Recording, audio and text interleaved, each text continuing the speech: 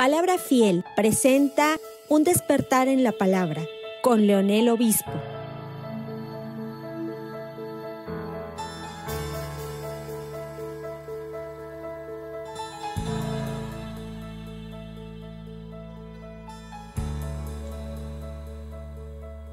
El tema que hoy vamos a ver es el número 4. Dios despliega su poder ascendiendo al Hijo a los cielos. Y eso es lo que vamos a ver el día de hoy. Yo les invito a que vayan abriendo su Biblia para que ahí en el libro de los Hechos capítulo 1. Vimos la semana pasada algunas de las enseñanzas que el Señor Jesús impartió a sus discípulos durante 40 días entre la resurrección y su ascensión, y cubrimos hasta el versículo 8, donde Él les informa que ellos serían sus testigos en Jerusalén, Judea, Samaria y hasta lo último de la tierra. Vamos a ver en esta ocasión solo algunos versículos del versículo 9 al versículo 11. Sí, pero vamos a leer desde el versículo 6 para agarrar un poco de contexto, ¿sí? Yo decía en el mensaje anterior que la ascensión y luego el regreso de Cristo es algo que ha sido de poco interés para muchos. Y en otros casos, el regreso de Cristo es algo que ha sido criticado, y aún burlado, y no precisamente en la iglesia de nuestros días. Eso ha sido siempre en todos los tiempos. De hecho, el apóstol Pablo lo describe en su segunda carta, el apóstol Pedro, en su segunda carta del apóstol Pedro, en el capítulo 3, versículo 3 y 4, dice que sabiendo primero esto, que en los postreros días vendrán burladores, ¿sí? Andando según sus propias concupiscencias y diciendo, ¿dónde está la promesa de su advenimiento? Desde ese entonces ya se burlaban de la segunda venida del Señor, porque desde el día en que los padres durmieron, todas las cosas permanecen así como desde el principio de la creación, ¿sí? O sea, burladores, gente que no tiene ningún respeto ni siquiera en las promesas de Cristo, que Cristo hizo precisamente a su iglesia. Y este es un extremo, porque por otro lado, hay un grupo de cristianos como que tienen muy poco interés en el retorno de Cristo, ¿sí? El texto que acabamos de leer habla acerca de este ascenso de Cristo, pero lo relaciona con su regreso, su partida y su regreso aquí a la tierra, ¿verdad?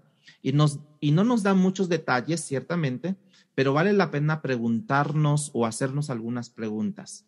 ¿Qué ha estado haciendo Cristo entre su partida y en su regreso, que no acaba de darse todavía? ¿Qué continuará haciendo hasta que finalmente regrese por nosotros? De los 40 días que la Biblia tiene o que registra, Lucas es el único autor que habla y ha mencionado y registra el ascenso de Cristo a los cielos. Lo hace en el Evangelio de Lucas, en su primer tomo, que es el Evangelio de San Lucas, y luego lo hace en el libro de los Hechos, en su segundo tomo, ¿sí? Entonces, ¿cuál es la importancia de la ascensión de Cristo? Que es que el Espíritu de Dios consideró tan importante que inspirara a Lucas para que lo registrara 2 veces, tanto en su Evangelio como en el libro de Lucas. Lucas no nos da muchos detalles, pero relaciona su partida con su regreso. Y creo que nosotros necesitamos explorar, y con eso en mente vamos a leer juntos Lucas capítulo 1, versículo del 6 al 11, ¿sí? Dice de esta manera: entonces los que se habían reunido le preguntaron diciendo, Señor, ¿restaurarás el reino de Israel en este tiempo? Y él les dijo, no os toca a vosotros saber los tiempos o las sazones que el Padre puso en su sola potestad, pero recibiréis poder cuando haya venido sobre vosotros el Espíritu Santo, y me seréis testigos en Jerusalén, en toda Judea, en Samaria y hasta lo último de la tierra. Y habiendo dicho estas cosas, viéndolo ellos, fue alzado y le recibió una nube que lo ocultó de sus ojos. Y estando allí, con los ojos puestos en el cielo, entre tanto que él se iba, he aquí se pusieron junto a ellos 2 varones con vestiduras blancas, los cuales también le dijeron: varones galileos, ¿por qué estáis mirando al cielo? Este mismo Jesús que ha sido tomado de vosotros al cielo, así vendrá como le habéis visto ir al cielo. Jesús venía hablando con sus discípulos. Como vimos la semana pasada, él venía hablando del reino de Dios por 40 días. En esta última conversación que Cristo tiene, que está teniendo con sus discípulos, de repente los discípulos le interrumpen y le dicen en el versículo 6. Entonces, los que se habían reunido, o sea, los discípulos, diciendo: Señor, ¿restaurarás el reino de Israel en este tiempo? Como vimos la semana pasada, que los discípulos aún en este momento estaban pensando más en el reino terrenal político, con Israel a la cabeza de las naciones, cuando en realidad Cristo había venido a instaurar un reino celestial de orden espiritual, ¿sí? Y con Jesús a la cabeza. Jesús escuchó la pregunta, pero prácticamente la ignoró, ¿verdad? Y más les ayuda a ellos a entender que no les corresponde a ellos saber los tiempos, ¿sí? Porque en el versículo 7 les dijo: no os toca a vosotros saber los tiempos y las sazones, ¿sí? Como dijimos, que el calendario de Dios está vedado para los hombres y Dios no nos da detalles de por qué Él ha querido vedar el calendario a los hijos de los hombres, o sea, nosotros. Hay algo de lógica en esto, porque Cristo, es como si dijera Cristo: yo regreso, es un ejemplo, regreso el primero de enero del 2022. De aquí al 2022, a ese día, muchos de sus hijos se relajarían, se tratarían de jugar en la vida y probablemente una semana antes de su regreso, que ya no está mucho para el 2022, comenzarían a arrepentirse y de todas sus barbaridades y de todo lo que hicieron, de todos sus pecados. Mientras estuvieran relajados, hicieran lo que hicieran. ¿Usted no lo cree esto? Yo sí lo creo esto. Si Dios estableciera un día. De hecho, hay una parábola que tiene que ver con esto. Por ejemplo, Lucas capítulo 12, versículo 41, nos habla de aquel siervo que tenía un amo que se fue muy lejos, pensando que el amo no vendría pronto a él, ¿sí? Cristo allí estaba ilustrando el corazón del hombre. ¿Cuál era la condición del hombre? Pues que se estaba allí como que durmiendo en sus laureles, como decimos, ¿no? Como que no le estaba echando ganas, como que se estaba aconchando, como que no estaba muy firme en eso. Y lo que más ilustra allí es el corazón del hombre, que no importando qué tanto se vaya a tardar Dios, que no tanto se vaya a retardar Dios, no importando, nosotros tenemos que persistir, nosotros tenemos que buscarle a Él. Pero Cristo en este momento ignora esa pregunta que le hicieron de cuándo Él instauraría un reino de los cielos, y más bien les recuerda un programa que ellos tienen que comenzar, y ese programa está sumido al versículo 8. Si ustedes ven ahí en el versículo 8, donde dice: y me seréis testigos, ¿sí? En Jerusalén, Judea, Samaria y hasta lo último de la tierra, ustedes van a recibir un poder, de manera que Cristo les dice que se enfoquen en el presente, ¿sí? Que se enfoquen en ese presente, testigos de su vida, testigos de su muerte, testigos de su resurrección, testigos de su ascensión a los cielos. Y nosotros, dice la Biblia, seremos testigos también, tal vez no oculares, como lo hicieron los apóstoles que lo vieron ascendiendo a los cielos, pero nosotros seríamos, como así decirlo, como el eco de esos testigos oculares que registraron la historia. Entonces nosotros ahora, de lo que recibimos, nosotros también damos. Pero después que Él resucita, Él tiene un encuentro con Tomás, ¿se acuerdan? Tomás no había creído en la resurrección. Él le muestra sus heridas y lo registra Juan capítulo 20, 28. Vayan allá, Juan capítulo 20, 28. Y cuando Tomás ve las heridas, él exclama diciendo, Señor mío y Dios mío. Pero presten atención a la respuesta de Jesús en el versículo 29 del capítulo 20 de San Juan, versículo 29. Jesús le dijo a Tomás, ¿no? Porque me has visto, Tomás, creíste. Porque me has visto. Bienaventurados los que no vieron y creyeron. O sea, en pocas palabras, dichosos nosotros, hermanos, que hemos creído sin haber visto. Y esa es la opinión del Señor Jesucristo. Y ahora los discípulos tuvieron esas experiencias que nosotros hubiésemos querido. ¿Cuántos de ustedes hubiesen querido ver al Señor Jesucristo? Cara a cara, verlo allí.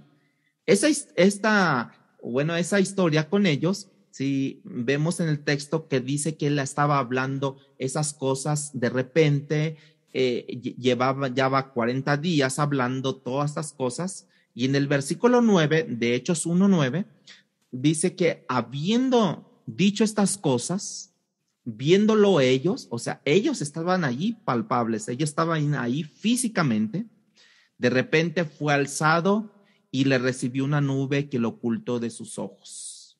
Nota que el texto dice, no dice que Jesús se elevó, levitó, no, sino que Jesús fue elevado. Y quiero que tomen en su mente este pasaje porque lo vamos a mencionar algunas veces, ¿sí? Un comentario dice que nos pudiera dar como la impresión, como que una nube descendió, esa nube lo cubrió, lo envolvió y como que lo levantó y así se fue a los cielos. Quiero que recuerden que Jesús fue elevado mientras ellos miraban. Y no sé qué sensación ellos experimentaron, hermanos, mientras ellos estaban viendo esta nube, ¿no? Esta nube a lo mejor de repente bajar, de repente envolverlo al Señor Jesucristo, de repente cubrirlo, elevarlo, como que se llama, como que se estaba yendo, ¿no? Y que se produjo en ellos como que una mezcla de emociones y sentimientos y de experiencias que ellos llegaron a tener. Tal vez, creo que lo más probable que lo que ocurrió en ellos fue un asombro, un sentido de sorpresa o de admiración o de maravilla, aún, sí, ciertamente de temor, pero sin lugar a dudas, hermanos, quizás después de haber experimentado todo eso también fue un momento de adoración. De hecho, Lucas en su primer tomo, en el Evangelio, vayan a Lucas 24, en el versículo 50 y 52, el Evangelio de Lucas justamente habla de eso, que ellos le adoraron a Dios cuando estaba ese momento de la ascensión, le adoraron. Versículo 50 y 52 del capítulo 24 de Lucas, dice de esta manera, y los sacó fuera hasta Betania, y alzando sus manos los bendijo. O sea, vean, hasta les dio su bendición antes de partir. Y aconteció que bendiciéndolos, se separó de ellos y fue llevado arriba al cielo. Ellos, después de haberle adorado, volvieron a Jerusalén con gran gozo. O sea que fue una sensación de adoración cuando vieron este evento, ¿no? Para este momento, Jesús era Dios. En el contexto judío, nadie que fuera, o sea, ¿por qué les digo esto? Porque nadie que fuera Dios se le podía adorar, pero dice que ellos le adoraron, o sea, que ellos ya lo consideraban como un Dios. ¿Por qué? Porque le adoraron a Dios. Jesús había tomado la vida, la muerte, la resurrección, había estado con ellos 40 días entre aparecer, desaparecer, para que ellos finalmente entendieran con toda claridad que Jesús era Dios. En ese momento ellos le adoraron y después dice la Biblia que volvieron a Jerusalén con gran gozo. Que después les dijo, vayan a Jerusalén y allí esperen la promesa. ¿Notas cómo Lucas, en el Evangelio que lleva su nombre, relata lo que ocurrió? Jesús fue llevado arriba al cielo. Lucas en el Evangelio dice que Jesús fue llevado. Lucas en el libro de los Hechos dice que mientras ellos miraban, Jesús fue alzado, dice que le recibió una nube lo ocultó y es como si Jesús fuera un agente pasivo, porque él no se elevó, sino alguien lo elevó, un agente pasivo de lo que está ocurriendo en ese momento.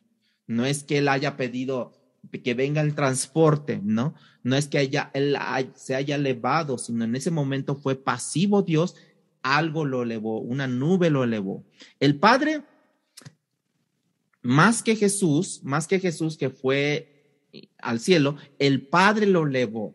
El Padre está tan complacido con su Hijo, ¿sí?, que ahora le está honrando. El Padre que ahora está diciendo, este es mi Hijo amado, Él es el que produjo esta nube, Él es el que lo levantó entre los hombres, entre la tierra, y la nube que ellos vieron debió haberles recordado a los apóstoles algo, ¿sí? La nube que ellos vieron allí cuando bajó, cuando empezó a ascender, cuando lo empezó a elevar la nube a Jesucristo, ellos pudieron haber recordado algo que en las Escrituras había mencionado ya en múltiples ocasiones. Pudieron haber pensado, por ejemplo, en la nube que los cubrió en el desierto al pueblo de Israel. ¿Se acuerdan de eso? ¿No? Durante el día, para que el sol no les quemara, había una nube que iba con ellos, ¿sí?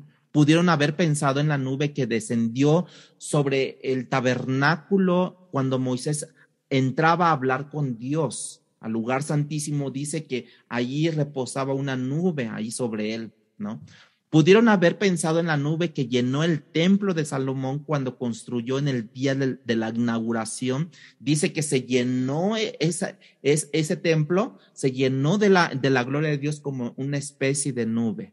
Pudieron haber pensado, sobre todo Pedro, Juan y Jacobo, cuando vieron este evento, que cuando subieron ellos al monte de la transfiguración, ¿se acuerdan? Pudieron haber pensado que esa nube que cubrió a Jesús y luego momentos después la nube desaparece y Jesús está descubierto allí ante sus ojos ya, pudieron haber pensado en cada una de esas experiencias.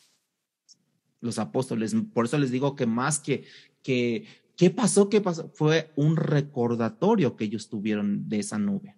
Y que la nube hasta cierto punto representaba un agente, un vehículo que Dios había expuesto a los hombres de esa manera, ¿no? La nube no era más que, diríamos que simboliza la presencia de Dios. Simbolizaba la presencia de Dios cubriéndole al pueblo de Israel, simbolizaba la presencia de Dios bajando, descendiendo para estar con Moisés, simbolizaba la presencia de Dios como la llenura también de Dios en el templo de Salomón, simbolizaba también un evento glorioso cuando en la transfiguración en el monte que ellos vieron Jacobo, Juan y Pedro. La nube era simbólica de la presencia de Dios, y esa nube que era que simbolizaba la presencia de Dios, como que levantaba a Jesús hasta los cielos. Yo creo que cualquiera de nosotros que hubiera estado allí se hubiese quedado viendo hacia arriba, como ellos lo hicieron también, ¿no? Quizás esperanzados que esa misma nube bajara, lo dejara otra vez y desapareciera otra vez, ¿no? O sea, como que un vehículo nada más. Jesús tenía 40 días apareciendo y desapareciendo, como lo hemos estado mencionando. Algunos de ellos vieron algo parecido en el monte de la transfiguración. La nube que lo cubrió a Jesús queda oculto y de repente la nube lo descubrió, de manera que no es sorprendente en ese momento para ellos que estuvieran ahí viendo a Jesús hasta que finalmente se desapareció. Y quizás esperanzados que él mismo volviera a sí mismo de su regreso. Si usted considera en el versículo 10 de Hechos 1:10, dice, y estando ellos con los ojos puestos en el cielo, entre tanto que él se iba, he aquí se pusieron junto a ellos 2 varones con vestiduras blancas. 2 varones que no se identifican, ciertamente, que probablemente sus vestiduras y su apariencia fue suficiente para ayudarles a entender a ellos, hermanos, que estos varones vinieron del más allá, ¿no? Porque resplandeciendo, ¿no? Con vestiduras blancas. Yo no creo que Lucas o cualquiera de los autores, ¿sí? Cuando hablan de las vestiduras blancas, no solamente blancas en el reino de los cielos, ¿sí? Yo creo que nos ayudan a entender esa blancura, que el blanco representa el resplandor de la gloria de Dios, ¿sí? De la misma manera que la cara de Moisés resplandeció cuando él bajó de la montaña, él bajó y le dijeron, Moisés, cúbrete tu cara, porque no nos deja ver con claridad, ¿sí? Cuando él estuvo con Dios allá en la montaña. Cuando esos ángeles vienen de la presencia de Dios, vienen del trono de Dios, de allá de donde está Dios, vienen y descienden con esos vestidos de gloria, ¿sí? Y les dijeron a ellos de repente, varones galileos, les traen una pregunta a ellos. ¿Cuál es esa pregunta? ¿Sí? Varones, ¿por qué estáis mirando al cielo? Esa es la pregunta que les hicieron a los apóstoles, a los discípulos. Este mismo Jesús, y ahí les trae una confirmación, este mismo Jesús que ha sido tomado de vosotros al cielo, fíjense, ha sido tomado. No es de que Él se fue, sino ha sido tomado desde el cielo.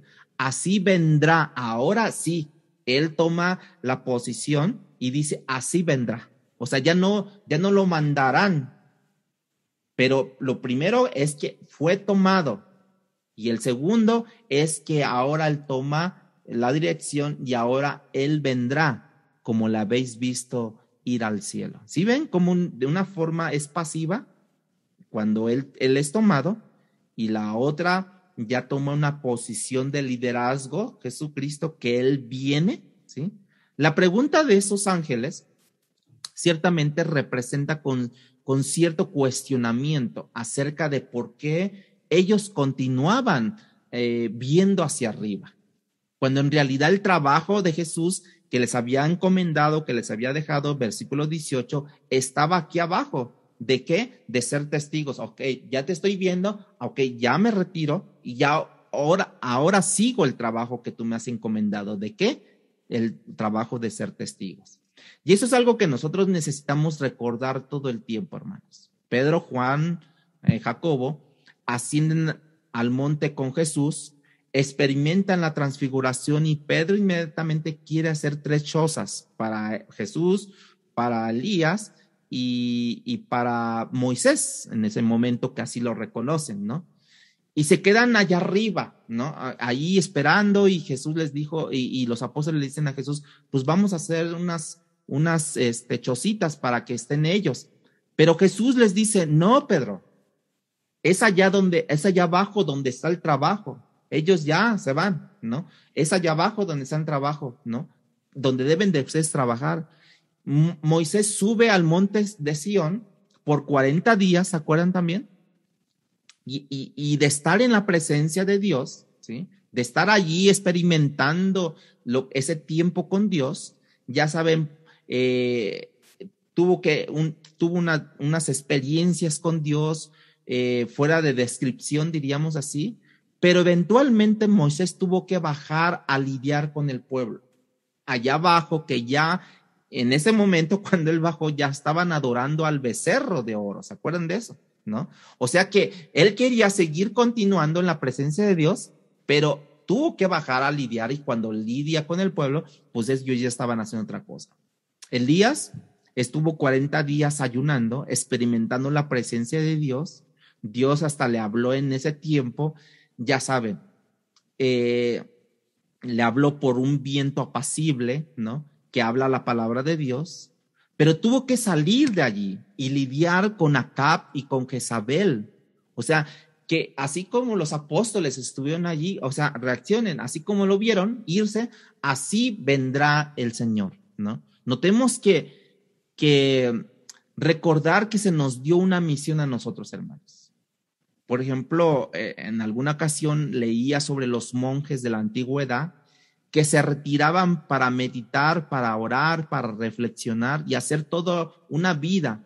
Ellos diríamos que no estaban siendo bíblicos, porque claramente Jesús dice en el aposento alto, ¿sí? Unas horas antes de su crucifixión, orando al Padre, en San Juan capítulo 17, versículo 18, dice, como tú me enviases al mundo, así yo los envío al mundo a ellos.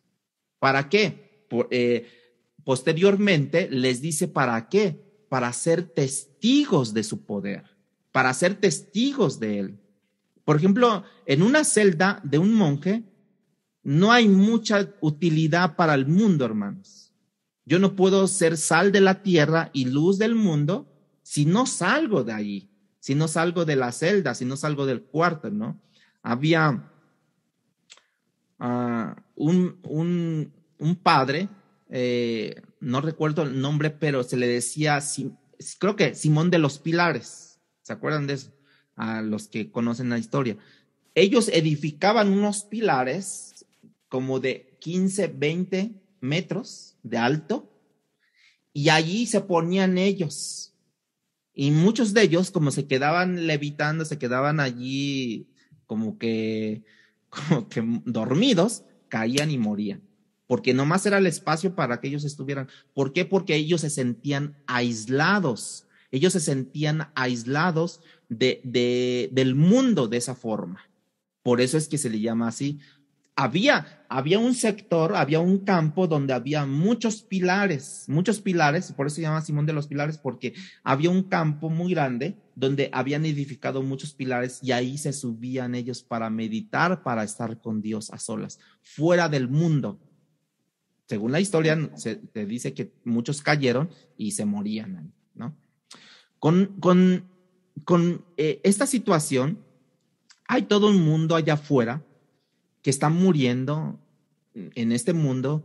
Cristo nos envió a ser testigos. Nosotros somos descendientes de los testigos oculares, que fueron los apóstoles, a quienes Cristo les encomendó la gran comisión, hermanos, ¿sí? Esa es mi misión, esa es tu misión, de ir y ser testigo de lo que hemos visto y oído. Y cuando dice la Biblia, hemos visto y oído, entonces no callaremos de decir lo que hemos visto y oído, que es la palabra de Dios. De manera que aquí los ángeles están tratando de decirles, no sigan viendo hacia arriba, Galileos, varones Galileos, porque acá abajo es donde está la misión que les ha encomendado Jesús. Ustedes necesitan ver esto, ustedes necesitan escuchar lo que nosotros les estamos diciendo. Estas son las palabras que necesitan abrazar, que necesitan aceptar, que necesitan proclamar, porque este mismo Jesús que ustedes han visto ascender es el mismo Jesús que será visto descender de los cielos posteriormente.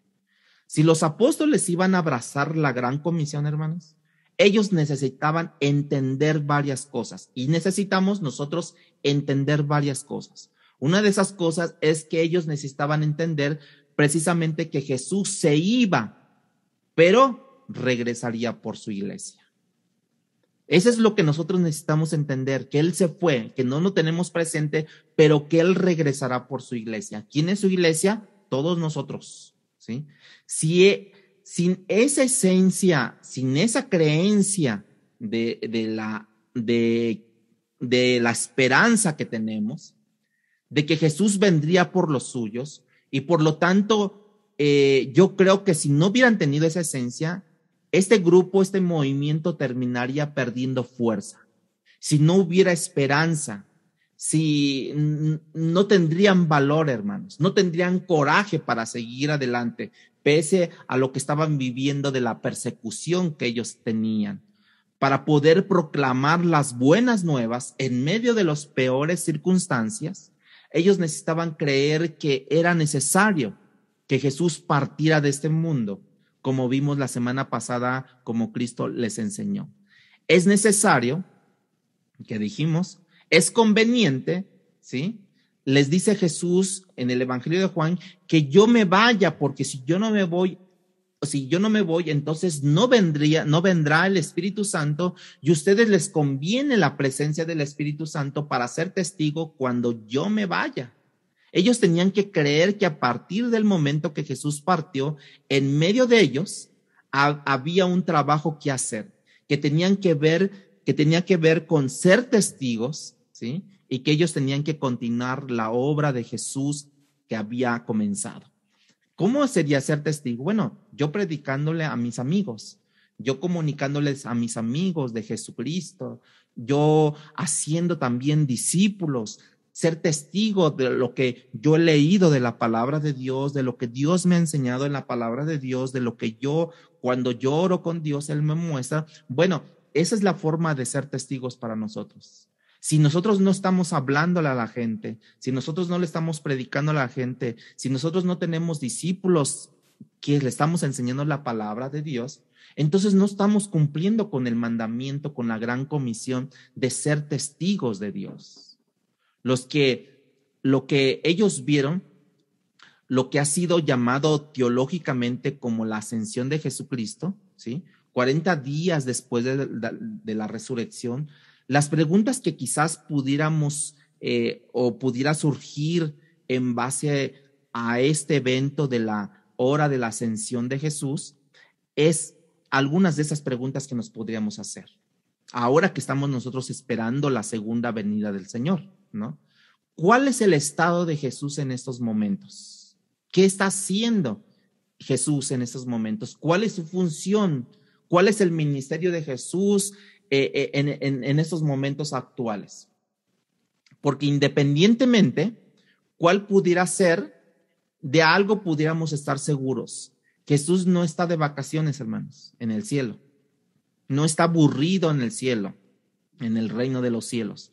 Yo creo que el Nuevo Testamento no nos deja en completa ignorancia, diríamos así, sino que nos da una idea de alguna de las cosas, alguna de las funciones, algunas de las posiciones que Jesús está teniendo mientras nosotros esperamos su segunda venida. Porque allí están los ángeles, en ese momento cuando está la ascensión, los cuales les comunican algo. Ellos quieren dejar una cierta esperanza en ellos, de la misma manera que la iglesia ha sido dejada con esperanza hoy, ¿no? De parte de Jesús, mientras nosotros esperamos su segunda venida del Señor. En el mismo libro de los Hechos hay un evento narrado donde se nos habla de un personaje, de un discípulo, en este caso que es Esteban, el primer mártir de la iglesia. Vaya buscando en Hechos capítulo 7, versículos 55 y 56. Hechos 7, ¿sí? Este primer mártir de la iglesia que está siendo apedreado, y dice el texto que mientras él estaba pues recibiendo todos los azotes de las piedras, él mencionó algo, y algo que también es bien importante recordar, es que él estaba lleno del poder del Espíritu Santo, ¿sí? Esteban dice que puesto los ojos en el cielo, vio la gloria de Dios. O sea, mientras él estaba recibiendo todas las piedras encima, ¿sí? Dice que vio la gloria de Dios. Y a Jesús que estaba a la diestra de Dios. Y dijo, he aquí, ya cuando fue testigo de lo que vio, en ese momento él pudo haber callado, Esteban. Él pudo haber dicho, pues yo tengo satisfacción propia. Yo ya vi la gloria. Veo a Jesús que está a la diestra de Dios. O sea, pero no solamente eso, sino en el último momento todavía fue testigo de lo que vio y oyó. Y dijo, he aquí, veo los cielos abiertos. Fíjense cómo es. Y al Hijo del Hombre que está a la diestra de Dios. O sea, estaba viendo a Jesús. O sea que en los últimos momentos todavía les predicó a sus malhechores. Les predicó a esas personas que estaban aventando las piedras, matándole. Les predicó, les dijo, veo los cielos abiertos y al Hijo del Hombre que está a la diestra de Dios. O sea, él no se quedó callado de lo que estaba viendo. Él hasta el último momento fue testigo. Claramente, Jesús de pie, con toda probabilidad se representaba a él o estaba como su abogado defensor a favor de Esteban. como tratando de comunicarle a Esteban que no temiera las acusaciones, las mentiras de los hombres, que no temiera por el juicio, por la muerte física que él estaba teniendo. Él, Jesús, era su garantía. La diestra del Padre representaba, que en esa posición representaba la autoridad por el cual Cristo estaba allí representándole. No era cualquier cosa estar a la diestra del Padre, hermanos. No era cualquier cosa. Eso representaba autoridad. Por eso es que Jesucristo, representando como la autoridad, como el abogado, allí está al lado del Padre Celestial.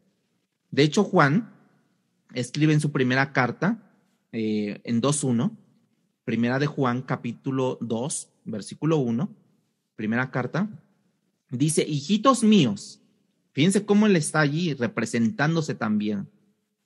Hijitos míos, dice Juan, estas cosas os escribo para que no pequéis. Y si alguno hubiere pecado, dice ahí, abogado tenemos para con el Padre, a Jesucristo el justo. Recibe la revelación, ahí está como nuestro defensor, como nuestro abogado, por si llegamos a pecar, entonces tenemos un abogado que nos va a perdonar, nos va a representar ante el Padre, confesando nuestros pecados, confesamos los pecados, ¿sí? Y ahora tenemos un abogado que nos representa, ¿sí? Esa es una de las funciones de Jesús, hermanos. También vemos algo similar en el libro Zacarías 3, donde tú ves a Josué, el sumo sacerdote, siendo acusado por el mismo Satanás. Y el ángel de Jehová, que representaba a Cristo en ese momento, también allí está de pie, defendiéndole a Josué, justamente de las acusaciones contra él de parte de Satanás. O sea, él está siempre como nuestro abogado. Jesús es nuestro abogado defensor, pero el apóstol Pablo, que estuvo en el tercer cielo, como lo menciona, no sabe si en cuerpo o en espíritu, que conoció cosas que tú y yo no conocemos, que vio cosas que oyó cosas que tú y yo no conocemos, nos ayuda a ver algo de lo que está ocurriendo en ese momento, algo que ocurrió después de la ascensión de Jesús y que tú y yo necesitamos conocer mientras esperamos su regreso. Cuando él escribe a los Efesios capítulo 1, versículo 18. Vayan allá rápido, Efesios capítulo 1, versículo 18. ¿Sí? Él comienza a orar por la iluminación. El apóstol Pablo comienza a orar por la iluminación, que Dios pueda iluminar el entendimiento de los efesios, para que ellos puedan ver algo que otros no han visto o no han podido ver y que muchos de nosotros no hemos visto también esto.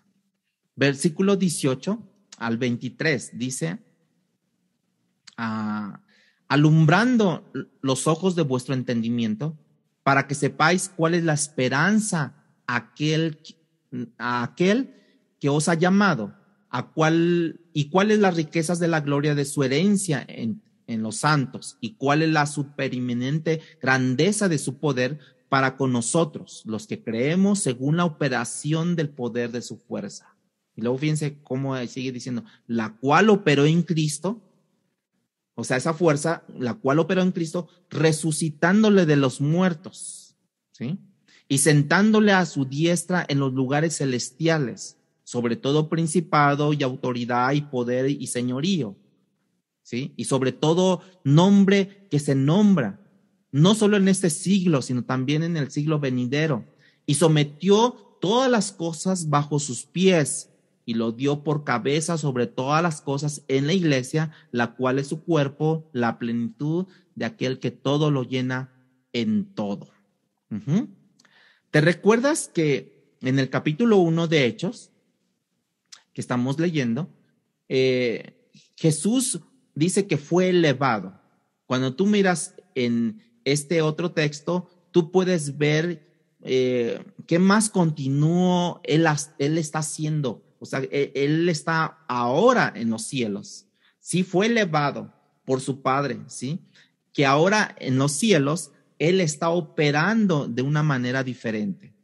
Dice que Dios el Padre lo resucitó de entre los muertos. En el Nuevo Testamento no hace tanto énfasis que Cristo resucitó, sino más bien que Cristo fue de otra manera, ¿qué está haciendo ahora en la operación que Cristo está haciendo después de su muerte, de su resurrección y de su ascensión? Y vemos de otra manera en este capítulo que estamos viendo de Efesios, en el capítulo 1 de Efesios, en el versículo 20, vemos la función que él está haciendo ahora. En su segunda parte dice que, ¿qué más hizo el Padre? El Padre le sentó a su diestra en los lugares celestiales, muy por encima de todo principado, hermanos. Pero notemos algo, que Jesús no se sentó allí, sino dice, el cual operó en Cristo resucitando de los muertos, y lo sentó, sentándole allí, ¿sí? Lo sentó allí, él no se sentó, sino el Padre lo sentó. Ese lugar de autoridad a la diestra del Padre, sentado significa que él tiene soberanía absoluta, ¿sí? Gobierno universal, porque el texto no solamente dice que le sentó por encima de poderes y de dominio de principado, sino sobre todo nombre que se nombra, ¿sí? No solo en este siglo, sino también en el venidero. ¿Ya vieron cómo está ahí? O sea, hay muchos nombres distintos aquí que probablemente implican ángeles caídos, potestades caídas, porque a eso se refiere Pablo en el mismo libro de los Efesios, capítulo 6, cuando nos habla de que nuestra lucha no es contra sangre ni carne, sino contra principados y potestades, todo eso, ¿no? Probablemente aquí está la misma referencia de la manera que Jesús ha sido sentado, ahí puesto por el Padre a su diestra, con poder no solamente sobre ellos, sobre los ángeles que están ahí, sobre los ángeles caídos, sobre los principados y potestades, sino sobre todos ellos, está sobre encima de ellos, ¿sí?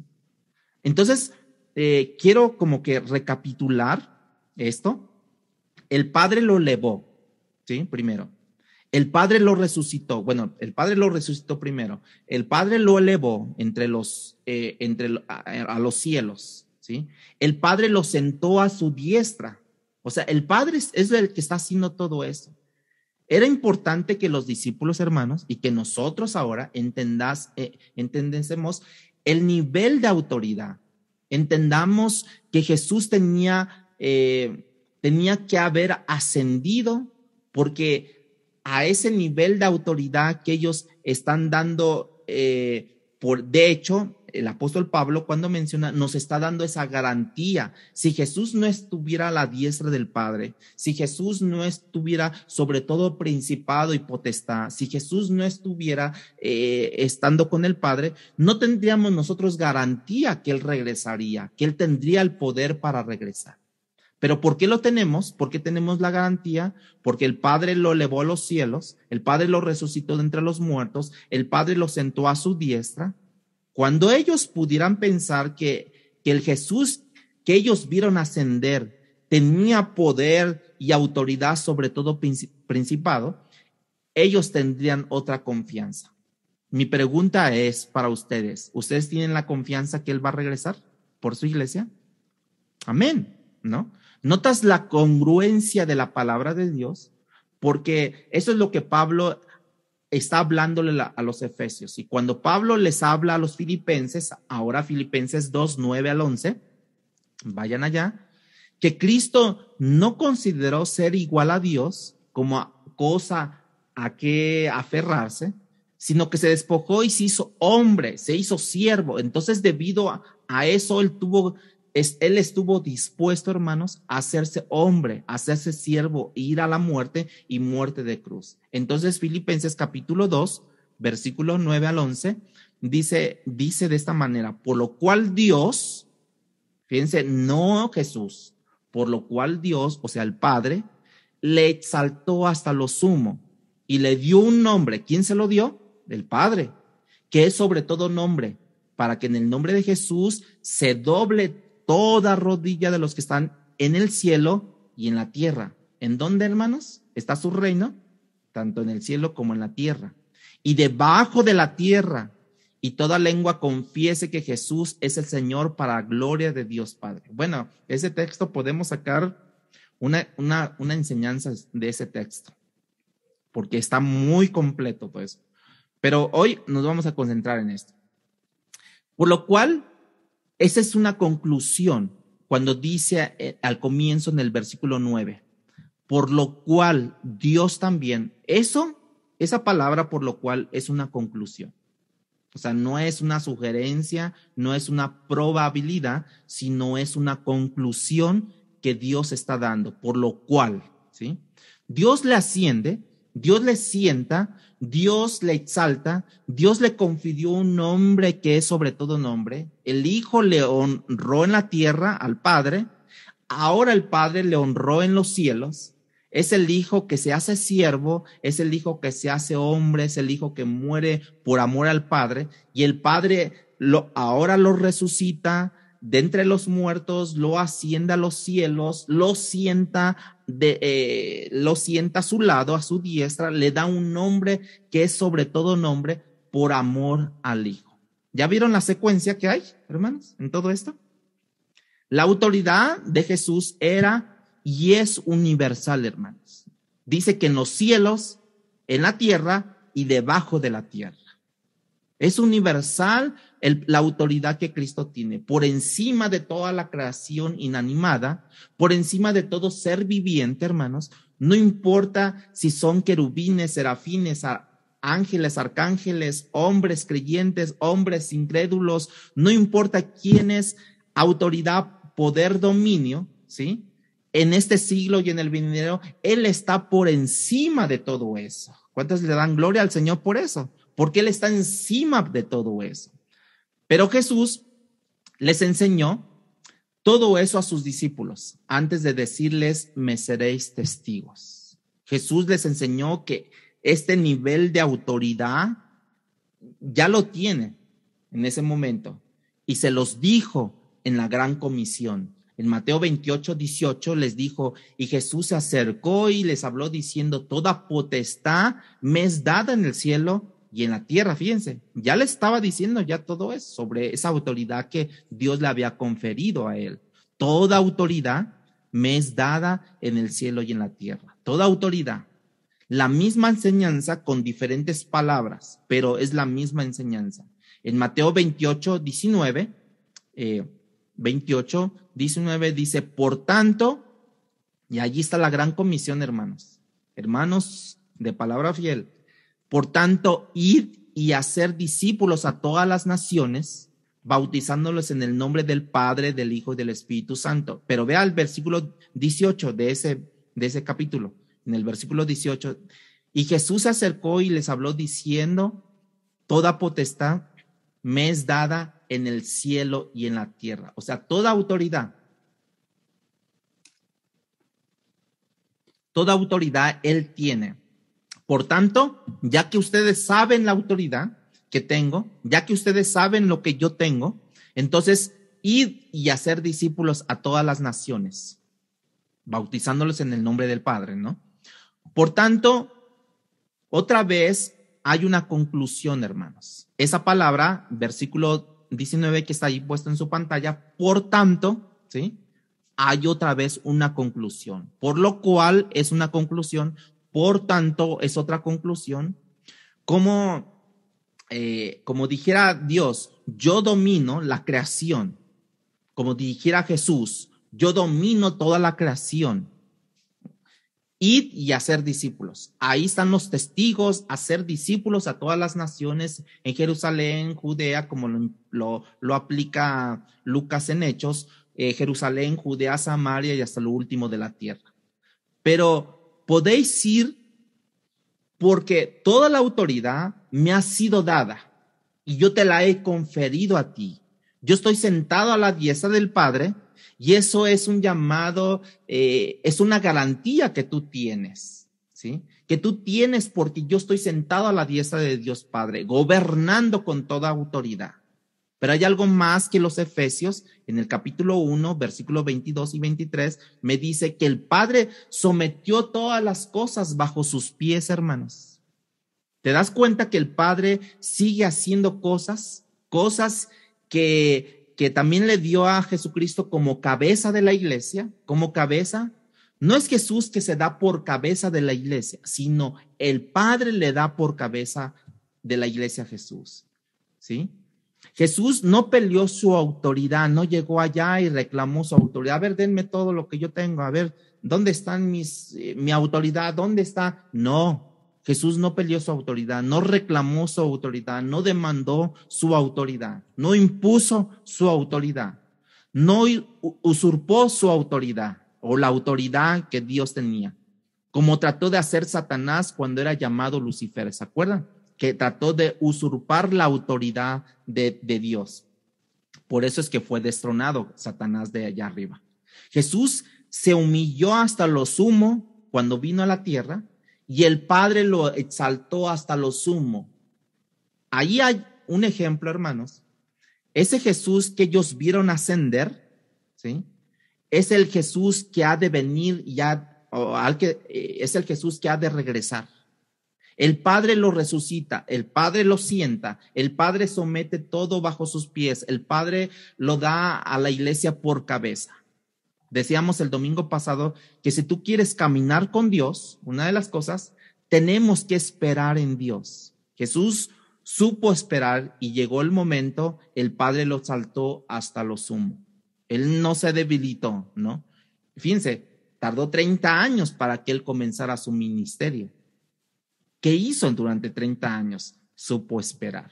Él teniendo esa autoridad, él sabiendo que tenía autoridad sobre todo principado, sobre toda potestad, no, dice que no se mantuvo como un Dios allí, como diciendo yo tengo, no, él supo esperar. Y allí, a la hora que él tiene que esperar, ahora él tiene funciones que realizar ya cuando él es ascendido, como ya vimos, ¿no? Una de ellas es nuestro abogado defensor. Esteban estaba experimentando tal defensa ante el Padre, pero el autor de Hebreos nos dice qué más está haciendo Jesús allá en los cielos. Hebreos 7:25. Por lo cual puede también salvar perpetuamente a los que por él se acercan a Dios, viviendo siempre para interceder por ellos. O sea, él está como abogado, pero ahora él está intercediendo por nosotros, ¿sí?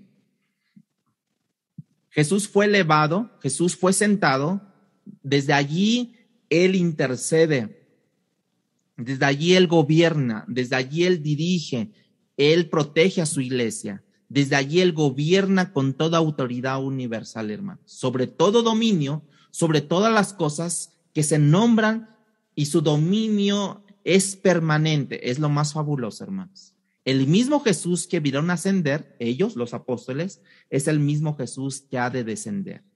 Y ahora llegas tú al libro de Apocalipsis capítulo 1, versículo 7, dice, ¿cómo es la esperanza que nosotros tenemos? ¿Cómo lo menciona Juan en Apocalipsis 1:7? He aquí que vienen las nubes y todo ojo le verá. Algunos solamente lo vieron irse, algunos solamente lo vieron ascender. Ahora en el versículo 7 de Apocalipsis 1:7 nos dice que todo ojo ahora le ve, ¿sí? Dice, todo ojo le verá y los que le traspasaron y todos los linajes de la tierra harán lamentación por él. Sí, amén. Él regresará en esta nube otra vez, hermanos. Esta nube que es representativa de la gloria de Dios. Pero hay una diferencia. Es que cuando él ascendió, solo los discípulos le vieron ascender. Y fue pocos los que los vieron. Pero el texto nos dice que en su segunda venida, ¿qué dice? Que todo ojo le verá, incluyendo los que le traspasaron. De manera que nosotros tenemos una idea de cómo ocurre este segundo evento, que es su segunda venida. Pero la primera vez que Jesús se fue, él se fue solo, él ascendió solo, ¿sí? Los ángeles vinieron y hablaron con esos varones galileos, pero él se fue solo. Pero ahora él no viene solo la próxima vez. Vamos a Apocalipsis 19, del 11 al 14. Vean que como él ya no viene solo. Él se fue solo, ¿sí? Él fue ascendido, él fue elevado, pero ahora cuando él regrese, no vendrá solo. Describe de esta manera su regreso, ¿sí? En Apocalipsis 19, del 11 al 14. Dice,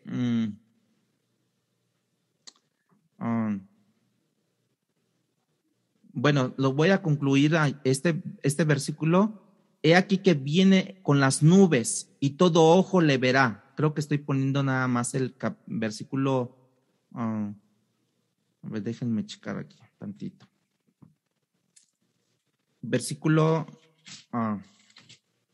Quiero concluir. Bueno, entonces dice: entonces vi en el cielo abierto y aquí un caballo blanco. ¿Quién es ese? Dice un caballo blanco y el que lo montaba se llamaba Fiel. ¿Sí? Ese fiel y verdadero es nuestro Señor Jesucristo. Déjenme checar. Entonces vi el cielo abierto y aquí un caballo blanco y el que lo montaba se llamaba Fiel y verdadero. Y con él juzgaba y con justicia juzga y pelea. Versículo 12. Sus ojos eran como llama de fuego y había en su cabeza muchas diademas y tenía un nombre escrito que ninguno conocía sino él mismo. Y estaba vestido de una ropa teñida en sangre, y su nombre es el Verbo de Dios, o sea, Jesucristo. Versículo 14 dice: y los ejércitos celestiales, vestidos de lino finísimo, blanco y limpio, le seguían en caballos blancos. Vean cómo es, hermanos. Vean cómo es de que precisamente no viene solo, sino viene con todo un ejército celestial, acompañando a Jesucristo en su regreso, toda la gloria de Dios desplegada en su segunda venida, para que todo ojo le pueda ver, ¿no? A lo mejor si tú ves una nube, pues pasa desapercibida, pero si tú ves un ejército, ¿no?, de personas en los cielos, pues te das cuenta a leguas que pasa algo. Por eso es que dice que todo ojo le verá, desplegando o resplandeciendo en gloria que viene desde el cielo. ¿Te imaginas tal espectáculo, si pudiéramos llamarlo así? ¿Te imaginas cómo lucirán en ese momento los cielos cuando el Hijo de Dios descienda o venga con toda su gloria, con todo su poder, con todo dominio, con toda majestad, acompañado de todo un ejército celestial, hermanos? O sea, es un momento que, por eso dice que todo ojo le verá, ¿sí? Porque si bien es cierto que Él regresará por los suyos, hermanos, si bien es cierto que Él viene acompañado de los ejércitos celestiales, no es menos cierto que todavía haya más compañía a la hora de regresar. Sí, el apóstol Pablo nos informa de quiénes más regresan. Vaya a Primera de Tesalonicenses, capítulo 4, versículos 16 y 17. Ya vimos que aquí viene Jesucristo con todo su esplendor, con todo poder y dominio, con un ejército celestial que viene. Ahora, en Primera de Tesalonicenses, capítulo 4, versículos 16 y 17,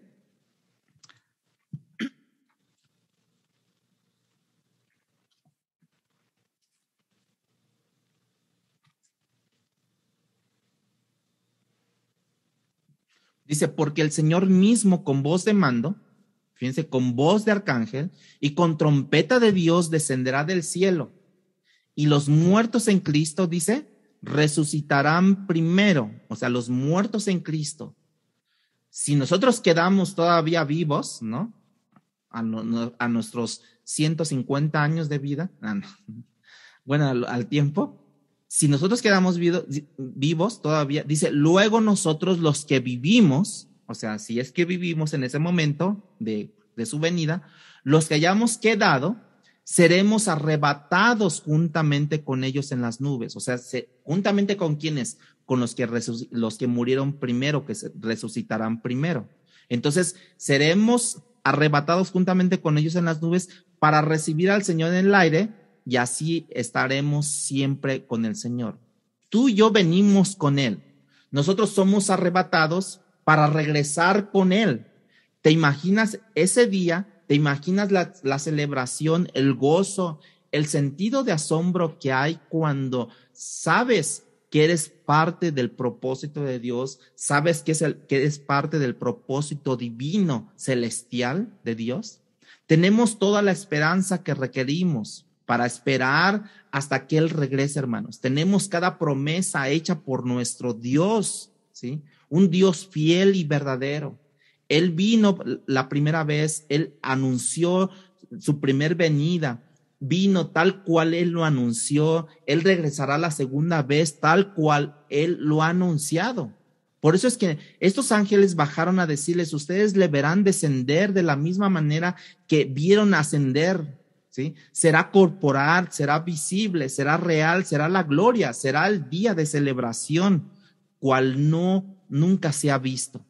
Como lo dijimos, que no viene solo. Nosotros vamos a regresar con Él, hermanos.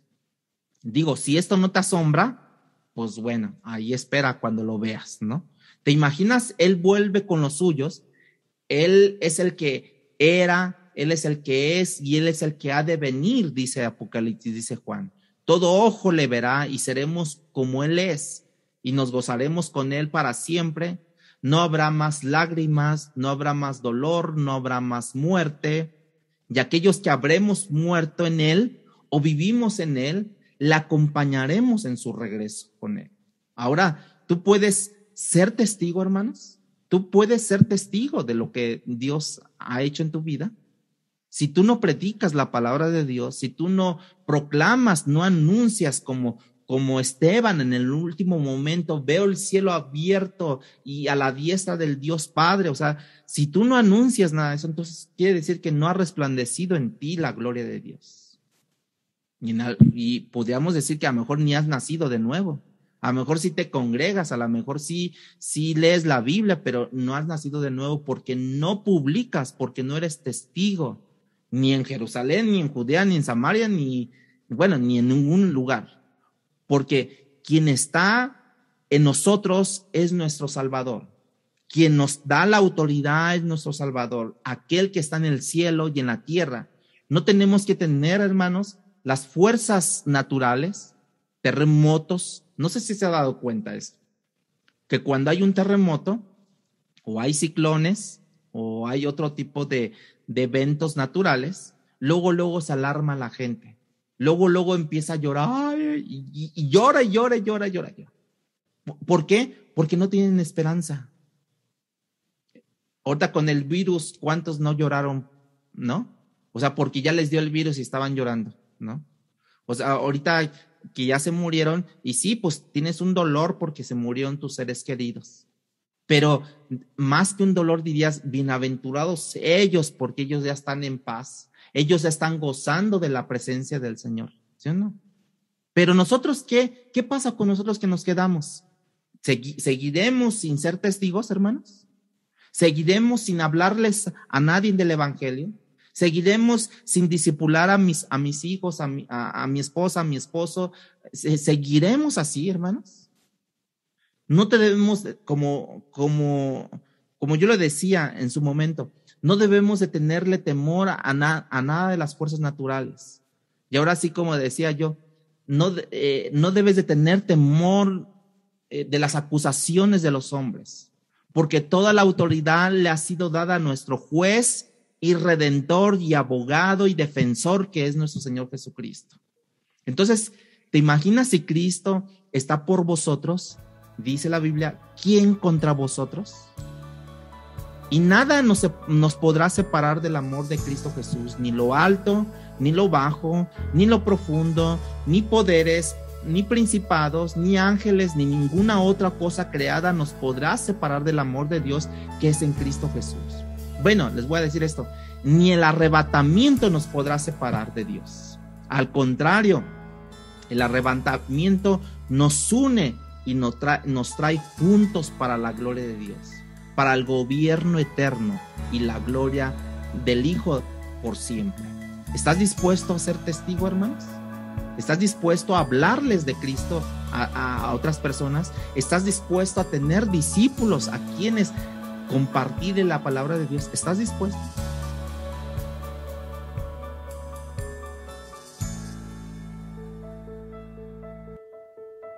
Palabra Fiel presentó Un despertar en la palabra.